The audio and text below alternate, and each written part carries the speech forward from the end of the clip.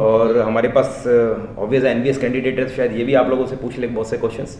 Okay sir. तो मुझे लगता है कि कुछ क्वेश्चंस और भी होने चाहिए। Thank you sir. चलिए फिर अब मैं शुरुआत करता हूं अपने क्वेश्चंस के अंदर। नेक्स्ट क्वेश्चन मेरा ये आ रहा है कि what is the intercept formula, what does it mean? Sir ये एक 2D का पॉइंट है। ओके। यदि हमारे पास 2 पॉइंट गिवन है और कोई लाइन उनको मिला रही है, ज्वाइन कर रही है, तो उनको कोई भी इंटरसेप्ट कर रहा हो पॉइंट और रेशियो गिवन हो। Okay. First point x1 y1 है, सेकंड पॉइंट x2 y2 है और उसको कोई लाइन मिला रही है, ज्वाइन कर रही है। यस। कोई थर्ड पॉइंट r इंटरसेप्ट कर रहा है m1 ratio m2। Okay. Then उस r के जो कोऑर्डिनेट होंगे वो होंगे m1 x2 plus m2 x1 upon m1 plus m2 और y कोऑर्डिनेट होगा m1 y2 plus m2 y1 upon m1 plus m2। यहाँ पर कुछ एक कंडीशंस बता देता हूँ सर मैं आपको। ये तो जब कोई point r m1 ratio m2 में इंटरसेप्ट करे तब ये पॉइंट होता है। Okay. यदि इसको यही 2 पॉइंट है x1 y1 x2 y2 और इसको कोई लाइन मैच कर रही है और इसको कोई x अक्ष इंटरसेप्ट कर जाए तो सिंपल वे है, x अक्ष इंटरसेप्ट करेगा तो x 0 पॉइंट होगा और y कोऑर्डिनेट 0 हो जाएगा। तो इस वजह से हम यहाँ पे जो रेशियो फाइंड करेंगे वो -y1 रेशियो y2 होगा। y एक्सेस इंटरसेप्ट कर रहा है तो ये रेशियो -x1 अपॉन x2 होगा, डायरेक्टली फाइंड कर सकते हैं। और इसको कोई लाइन इंटरसेप्ट कर रही है तो ये रेशियो माइनस लाइन में ऊपर ये पॉइंट लिख दीजिए और अपॉन में नीचे ये पॉइंट लिख दीजिए, -ax1 by1 plus c upon ax2 by2 plus c। Simple सा काम है। आप कोई पॉइंट इंटरसेप्ट करें तो भी इंटरसेप्टिंग पॉइंट फाइंड कर सकते हो, x एक्सेस इंटरसेप्ट करे तो भी, y एक्सेस तो भी, और कोई लाइन अपनी जनरल फॉर्म में ax plus by plus c equal to 0 form में इसको इंटरसेप्ट करे तो भी डायरेक्ट आप ये इंटरसेप्ट फॉर्मूले से डायरेक्ट लगाए बिना आप फाइंड कर सकते हो, जो कि मैंने मेथड बता दिए। वेरी गुड, बहुत बढ़िया। चलिए मुझे बताइए आप what is the application of differentiation? Differentiation is a very important topic from calculus sir. Okay. और डिफरेंशिएशन है उसमें जब हम d अपॉन dx सीख जाते हैं, यानी ये होता है जो हम बोल सकते हैं चेंज ऑफ क्वांटिटीज, यानी क्वांटिटीज में परिवर्तन करना सीख जाते हैं। रियलिटी डिफरेंशिएशन का जो रियल जो मीन है वो परिवर्तन ही है। बिल्कुल। तो इसके जो हम दैनिक जीवन में भी उपयोग लेते हैं वो उपयोग क्या है वो मैं बता देता हूँ सर। इसके जो हमारे 12th क्लास है उसमें 5 उपयोग इसके अच्छे तरीके से स्टडी करवाए जाते हैं, जिनमें है change of quantities, increasing and decreasing function, normal and tangent, approximation values, maximum and minimum values. यानी हम इसमें कोई भी क्वांटिटीज़ है उसमें चेंजिंग निकाल सकते हैं। जहाँ से जैसे हमारे पास कोई डिस्प्लेसमेंट है उसमें चेंज करेंगे, उसका डेरिवेटिव करेंगे तो हमारे पास वेलोसिटी आ जाएगी। फिर हम एक बार और डेरिवेटिव करेंगे तो हमारे पास एक्सीलरेशन आ जाएगा। यानी चेंज करेंगे तो अपने पास जो वेलोसिटी और एक्सीलरेशन है उनको फाइंड कर सकते हैं। इसके अलावा यहाँ से हम कोई भी फंक्शन को ये बता सकते हैं कि ये इंक्रीजिंग है यानी बढ़ने वाला फंक्शन है या डिक्रीजिंग है। इसके अलावा हम यहाँ पे टेंजेंट और नॉर्मल फाइंड कर सकते हैं, कोई भी लाइन की जो ढाल फाइंड कर सकते हैं, स्लोप फाइंड कर सकते हैं, टेंजेंट की इक्वेशन फाइंड कर सकते हैं, नॉर्मल की इक्वेशन फाइंड कर सकते हैं। इसके अलावा हम डिफरेंशिएशन की सहायता से sir maximum minimum value find कर सकते हैं कोई भी फंक्शन की, और अप्रोक्सीमेट वैल्यू भी निकाल सकते हैं जिसे हम सन्निकटन मान बोलते हैं। कोई भी कितनी ही बड़ी संख्या हो हम उसका रूट, पावर 1/10, 1/11 जैसे 0.009 की पावर 1/50 भी फाइंड कर सकते हैं डिफरेंशिएशन की सहायता से। Nice. Difference between circle and differential sphere के बारे में बताइए। सर सर्किल और जो स्फीयर हैं वो फिगर हैं और हम इनको 2D में और 3D के हिसाब से अलग अलग कर सकते हैं। हमें इनमें डिफरेंस देखना है तो सबसे मेन डिफरेंस यही होता है सर, सर्किल में क्या होता है कि x और y दो ही कोऑर्डिनेट यूज लेकर सर्किल की इक्वेशन बनाई जाती है, और जो अपना स्फीयर है जिसे हम गोला बोलते हैं उसमें x, y, z तीनों के तीनों कोऑर्डिनेट यूज आते हैं। हम कह सकते हैं जितनी भी 2D की शेप्स हैं सारी की सारी इमेजिनरी शेप्स होती हैं, जबकि 3D की शेप्स हैं वो ओरिजिनल शेप्स होती हैं। इनमें वॉल्यूम भी होता है, जबकि 2D की स्टेप्स में ओनली एरिया होता है, वॉल्यूम नहीं होता। राइट। तो ऐसा हम कह सकते हैं जो टोटल जो थिंग्स होती हैं सर वो सारी की सारी 3D में होती हैं। ओके। अगर हम इक्वेशन के तौर पे इनमें डिफरेंस देखें तो उनमें केवल z कोऑर्डिनेट का डिफरेंस हमें दिखेगा। हम यदि सर्कल की जनरल इक्वेशन देखें तो x² + y² + z x² + y² + 2gx + 2fy + c = 0 होती है। यहाँ पर इसका सेंटर -g - f रहेगा और इसकी जो रेडियस है वो √g² + f² - c रहेगी। और यही बात हम स्पेयर की करें तो यहाँ पर स्पेयर की equation x² + y² + z² + 2ux + 2y + 2wz + d होती है। और यहाँ पर जो इसका सेंटर रहता है वो -v -w रहता है और इसकी जो रेडियस है वो √u² + v² + w² - d होती है। तो इस तरीके से हम कह सकते हैं कि जो मेनली इनमें जो डिफरेंस है इक्वेशन के तौर पे हम देखें तो z कोऑर्डिनेट का डिफरेंस है। Okay, what do you mean by integration of by parts? Sir जो अपने पास जो फंक्शन होते हैं Yes. उन चाहे वो इन्वर्स फंक्शन हो, एल्जेब्रिक फंक्शन हो, ट्रिग्नोमेट्री हो, एक्सपोनेंशियल हो, तो इन सभी में यदि कोई भी दो फंक्शन मल्टीप्लाई में आ जाएं तब वहाँ पर हम जो इंटीग्रेशन को सोल्व करने का मेथड है वो इंटीग्रेशन बाय पार्ट्स यूज लेते हैं। इसमें एक फंक्शन को हमें फर्स्ट और एक फंक्शन को हमें सेकंड, क्योंकि 2 फंक्शन हैं वो मल्टीप्लाई में है, तो एक को फर्स्ट और सेकंड को दूसरे को सेकंड मानकर एक फॉर्मूले के द्वारा हमें इस मेथड को सोल्व करना होता है। क्योंकि सर हम जानते हैं इंटीग्रेशन और जो डिफरेंशिएशन है वो बहुत सारे एप्लीकेशंस रखता है। Yes. तो इस वजह से हमें ये सोल्व करने का एक मेथड है इंटीग्रेशन बाय पार्ट्स। जैसे हमें फर्स्ट फंक्शन u ले लिया, सेकंड v ले लिया, तो इसका इंटीग्रेशन होगा u integration v minus integration differentiation of u integration v whole integration plus c।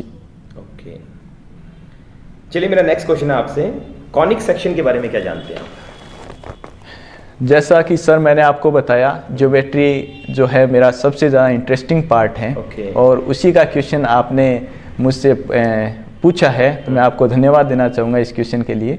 तो सबसे पहले तो मैं बताता हूँ सर कि जो ये टोटल हम 7 फिगर Yes. 2D के अंदर पढ़ते हैं, Okay. चाहे वो पॉइंट हो, लाइन पेयर हो, पैराबोला हो, इलिप्स हो, हाइपरबोला हो, चाहे सर्किल हो, ये टोटल फिगर कोनिक सेक्शन से ही हमें फाइंड होती हैं। Okay. कोनिक होता है वो 2 लाइंस, यदि एक लाइन को हमने फिक्स्ड रखा, सेकंड लाइन को हमने उस फिक्स्ड लाइन के एक फिक्स्ड पॉइंट पे रोटेट कराया तो वहाँ पर एक डबल कोन जैसी फिगर बनती है जिसमें एक कोन सीधा और एक कोन उल्टा, जैसे एज ए डमरू। तो इस टाइप की जो फिगर होती है उसको एक प्लेन से काटा जाता है, यानी इंटरसेप्ट करवाते हैं, तब हमें जो फिगर फाइंड होती है वो कोनिक सेक्शन से फाइंड फिगर बोली जाती है। कोनिक किसे बोलेंगे? डबल कोन को ही हम कोनिक बोलेंगे सर। अब यदि हम इसे प्लेन से इंटरसेप्ट कर रहे हैं और वो इसके वर्टेक्स से जहाँ पर कोन जॉइंट है वहाँ से इंटरसेप्ट कर रहा है तो हमें फर्स्ट 3 फिगर यानी point, line and line pair मिलते हैं। और यदि वो वर्टेक्स से नहीं जाते हुए इंटरसेप्ट करता है तब हमें जो पैराबोला है, इलिप्स है, हाइपरबोला है, सर्कल है वो मिलते हैं। और ये इंटरसेप्ट डिफरेंट एंगल पे करता है सर, तो हमें ये डिफरेंट फिगर फाइंड होती हैं। तो फर्स्ट स्टेप से 3 फिगर और सेकंड स्टेप से 4 फिगर, टोटल 7 फिगर हम ज्योमेट्री में अच्छे तरीके से स्टडी करते हैं sir. Okay, what is a plane equation? Sir plane जैसा मैंने आपको बताया 3D का टॉपिक है। जो 2D में लाइन है वो 3D में प्लेन का काम करेगी। ओके। क्योंकि जिस टाइप से 2D का जो सर्किल है वो 3D में गोला बनता है, अपने को पता है, और 2D का जो घन है वो 3D में 2D का जो स्क्वायर यानी वर्ग है वो 3D में अपने घन टाइप दिखाई देता है। उसी टाइप जो लाइन है वो 3D में प्लेन दिखाई देती है सर। ओके। तो प्लेन की जो इक्वेशन है वो z कोऑर्डिनेट, जैसा मैंने बताया z कोऑर्डिनेट बढ़ जाता है 3D में। तो मैंने जो 2D में लाइन की इक्वेशन ax + by + c = 0, इसमें z कोऑर्डिनेट आप बढ़ा दीजिए तो ax + by + cz + d = 0 plane की इक्वेशन। ओके, आपने मुझे बताया अबाउट प्लेन इक्वेशन। अब मेरा क्वेश्चन डिफरेंट है मेरा क्वेश्चन है आपसे, distance of a point from a plane, यानी कि पॉइंट का प्लेन से डिस्टेंस कितना रहता है, क्या ये बता सकते हो? बिल्कुल सर, बताइए। जिस प्रकार से 2D में फाइंड करते हैं पॉइंट की लाइन से डिस्टेंस, उसी टाइप से सेम यहाँ पर हम फाइंड कर सकते हैं एक पॉइंट की प्लेन से डिस्टेंस। ओके। पॉइंट की प्लेन से डिस्टेंस फाइंड करना है तो वो लाइन प्लेन में वो पॉइंट पुटअप कर दीजिए। ओके। यानी हमें x1 y1 z1 कोई पॉइंट गिवन है और ax plus by plus cz plus d equal to 0 कोई प्लेन गिवन है, दोनों के बिटवीन डिस्टेंस चाहिए, तो x1 y1 z1 पुट हो जाएगा अंदर, तो हो जाएगा ax1 plus by1 plus cz1 plus d upon root a square plus b square plus c square. Okay. तो ये सिंपल वे होता है, जो x y z के कोफिशिएंट हैं उनको अपॉन में root a square plus b square plus c square कर दीजिए, और ऊपर जो अपना न्यूमिनेटर है Yes. उसके अंदर x y z हमें क्या करने हैं, पुट करने हैं। सिंपल सा वे है, हमें दोनों के बिटवीन डिस्टेंस फाइंड हो जाएगी। सेम टू सेम ऐसा ही 2D में होता है। Very good. 3D line general equation के बारे में बताइए अब आप। सर 3D की जो लाइन की जनरल इक्वेशन होती है वो 2D की लाइन से बहुत ज़्यादा डिफरेंस में होती है। हम यहाँ पे डिस्कस करेंगे कि यहाँ 3D में जो डायरेक्शन है ओके। वो भी बहुत ज़्यादा यूज आती है, Yes. क्योंकि 3D है वो बिना डायरेक्शन के एक टाइप से अधूरी है। तो इस टाइप से हम बोल सकते हैं डायरेक्शन जहाँ पे यूज लेंगे वहाँ वेक्टर भी यूज आएगा। राइट। तो सदिश यूज लेते हुए हम इसकी 2 टाइप से इक्वेशन लिख सकते हैं। फर्स्ट जो 3D की लाइन की जनरल इक्वेशन है वो यदि हम वेक्टर फॉर्म में देखें तो वो r vector equal to a vector plus lambda b vector होती है, जहाँ a वेक्टर वो पॉइंट है जिससे लाइन पास होती है और b वेक्टर वो पॉइंट है जिसकी लाइन पैरेलल है। यानी a वेक्टर से पास होने वाली और b वेक्टर के पैरेलल लाइन का equation r vector equal to a vector plus lambda b vector होती है। यदि हम कार्टेशियन पॉइंट की बात करें, यदि कोई कार्टेशियन फॉर्म में हमें ये फाइंड करनी है तो r वेक्टर की value x i y j z k रख दीजिए, a वेक्टर की वैल्यू कोई भी एक पॉइंट x1 y1 z1 और b वेक्टर की वैल्यू कोई भी a b c पुटअप करेंगे हम, तो हमें यहाँ पर एक Cartesian equation x minus x1 upon a equal to y minus y1 upon b equal to z minus z1 upon c find हो जाएगी। जहाँ पर x1 y1 z1 वो पॉइंट हैं जिससे वो पास होती है और a b c वो पॉइंट हैं जिसके वो पैरेलल है। हम यहाँ पे 3D में जिसके लाइन पैरेलल होती है उनके लिए एक नाम यूज लेते हैं जिसे डी रेशियोज या दिक् अनुपात बोला जाता है। तो हम यहाँ पे ABC को डी रेशियो भी बोल सकते हैं। Very good. What is general solution of DE? General कोई भी DE यानी डिफरेंशियल इक्वेशन हाँ सर, डिफरेंशियल इक्वेशन होती है, उसके सॉल्यूशन हम 2 टाइप के फाइंड कर सकते हैं। फर्स्ट होता है general solution, second particular function. Okay. General solution में क्या होता है सर, जो अपनी इक्वेशन है Yes. वो जिस ऑर्डर की है उतने ही उसमें आर्बिट्री कांस्टेंट होते हैं। ओके। जैसे 2 ऑर्डर की है तो जनरल सॉल्यूशन में 2 आर्बिट्री कांस्टेंट मिलेंगे, 3 ऑर्डर की है 3 आर्बिट्री कांस्टेंट मिलेंगे। पार्टिकुलर फंक्शन में इन आर्बिट्री कांस्टेंट की वैल्यू पुटअप कर दी जाती है एक सिचुएशन के माध्यम से। Yes. तो वहाँ पर जो आर्बिट्री कांस्टेंट हैं उनकी वैल्यू 0 हो जाती है, 0 हो जाती है। तो हम कह सकते हैं ऑर्डर के इक्वल टू आर्बिट्री कांस्टेंट हो ऐसा सॉल्यूशन जिसमें कोटि के बराबर ही स्वेच्छ अचर हो। ओके। ऐसे सॉल्यूशन को हम व्यापक हल या जनरल सॉल्यूशन बोलते हैं कोई भी DE का। और जनरल सॉल्यूशन से ही हम DE फाइंड कर सकते हैं और DE से हम जनरल सॉल्यूशन फाइंड कर सकते हैं, जबकि हम जो हमारा पार्टिकुलर सॉल्यूशन है उससे हम वापस DE फाइंड नहीं कर सकते।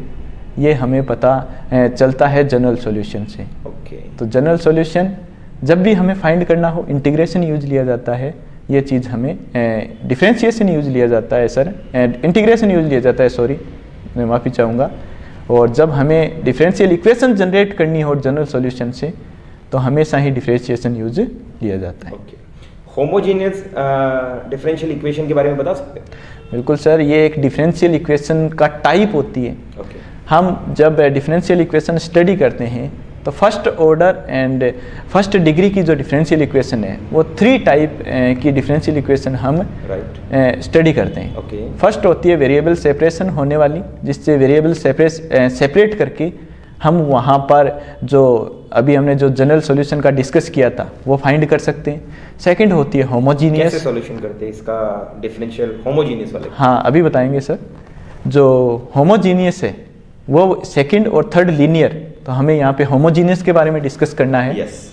तो होमोजीनियस इक्वेशन है वो dy upon dx is equal to F Y upon X, यानी टोटल जो टर्म है वो y अपॉन एक्स के रूप के होने चाहिए।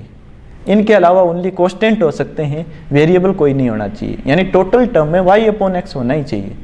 या सेकंड जो इसकी डेफिनेशन है वो ये यूज ले सकते हैं अपन कि प्रत्येक टर्म में जो वेरिएबल्स है उनकी पावर का सम सेम होना चाहिए। प्रत्येक टर्म में वेरिएबल्स की पावर का सम सेम होना चाहिए। तो ऐसी जो इक्वेशन होगी वो होमोजीनियस होगी। होमोजीनियस को सोल्व करने के लिए एक सिंपल सा मेथड है, टोटल टर्म हमें y अपॉन एक्स फॉर्म में दिखाई देंगे, तो y upon X is equal to V, y is equal to V X, D Y upon D X is equal to V plus D V upon D X. Put up करते हैं, variable separation हो जाता है, दोनों parts का different हम integration use ले लेते हैं, और हमें जब एक बार इंटीग्रेशन करते हैं तो एक आर्बिट्री कांस्टेंट लगाना पड़ेगा, और जिसमें आर्बिट्री कांस्टेंट होते हैं उसको हम जनरल सॉल्यूशन बोलते हैं। इस टाइप से हमें जनरल सॉल्यूशन फाइंड हो जाता है। Very good. चलिए मुझे बताइए टोटल सम ऑफ इंटरनल और angle of a polygon and sum of external angle. बिल्कुल सर, आपने ये अर्थमेटिक मैथमेटिक्स से क्वेश्चन पुटअप किया है। पॉलीगन के जो इंटरनल एंगल होते हैं उनका जो टोटल सम होता है वो n-2 इंटू 180, इसे आप 2n-4 इंटू 90 से भी लिख सकते हैं। 2 कॉमन लेंगे बाहर तो 180 हो जाएगा। हाँ, यदि प्रत्येक एंगल हमें फाइंड करना हो तो इनकी साइड्स का जो n साइड हैं उनका डिवाइड कर देंगे, यानी n-2 इंटू 180 अपॉन n, इससे जो ईच इंटरनल एंगल है वो फाइंड हो जाएगा। और टोटल का सम देखना है तो n-2 इंटू 180 हो ही जाएगा। यदि साइड्स का डिवाइड करेंगे तो ईच एंगल फाइंड हो जाएगा। ओके। अब मुझे ये बताइए कि सर्कुलर परम्यूटेशन से आप क्या समझते हैं? सर परम्यूटेशन और combination it's a very easy topic in mathematics. Circular permutation से पहले मैं परम्यूटेशन के बारे में थोड़ा सा बताना चाहूँगा। परम्यूटेशन टोटल अरेंजमेंट्स होते हैं, नंबर्स के अरेंजमेंट्स होते हैं, और इसमें हमें कोई राउंड टेबल या कोई सर्किल के चारों ओर अरेंजमेंट्स करने होते हैं। तो कोई भी लाइन में यदि हमें अरेंजमेंट्स करने होते हैं तो वो फैक्टोरियल लाइन होते हैं सब। टोटल जो थिंग्स होती हैं उनमें एक का प्लेस फिक्स कर दिया, फिर उसका प्लेस फिक्स हो गया तो फिर n-1 फिर n-2 डॉट डॉट डॉट 1 तक जाएंगे, तो ये फैक्टोरियल लाइन होता है। सिंपल सी बात है। लेकिन हमें राउंड टेबल के चारों ओर यानी सर्किल में हमें अरेंजमेंट करना है, तो उसके लिए हमें एक व्यक्ति को पहले फिक्स करना पड़ेगा। फिक्स इसलिए करना पड़ेगा क्योंकि वहाँ पे जब हम अरेंजमेंट करना चाहते हैं किसी राउंड टेबल के चारों ओर, तो वहाँ पर हमें यह नहीं पता कि एंटी क्लॉकवाइज करें या क्लॉकवाइज। जब एक व्यक्ति को फिक्स कर देंगे तो हमें पता चल जाएगा उसके एंटी क्लॉकवाइज आधे, एक टाइप तो एंटी क्लॉकवाइज हो जाएगा और उतने ही उसमें और प्लस कर देंगे, क्योंकि एंटी क्लॉकवाइज होंगे उतने ही उसके क्लॉकवाइज होंगे। तो इस टाइप से हमें जिस व्यक्ति को फिक्स कर दिया है उसका प्लेस फिक्स हो गया, इसलिए उसको नहीं गिनते। तो हमारे जो टोटल परम्यूटेशन होते हैं वो फैक्टोरियल n नहीं होकर फैक्टोरियल n-1 होते हैं। इसमें यदि एंटी क्लॉकवाइज परम्यूटेशन पूछे तो फैक्टोरियल n-1 अपॉन 2 कर देंगे, क्लॉकवाइज पूछे तो फैक्टोरियल n-1 अपॉन 2, सेम ही होंगे एंटी क्लॉकवाइज क्लॉकवाइज।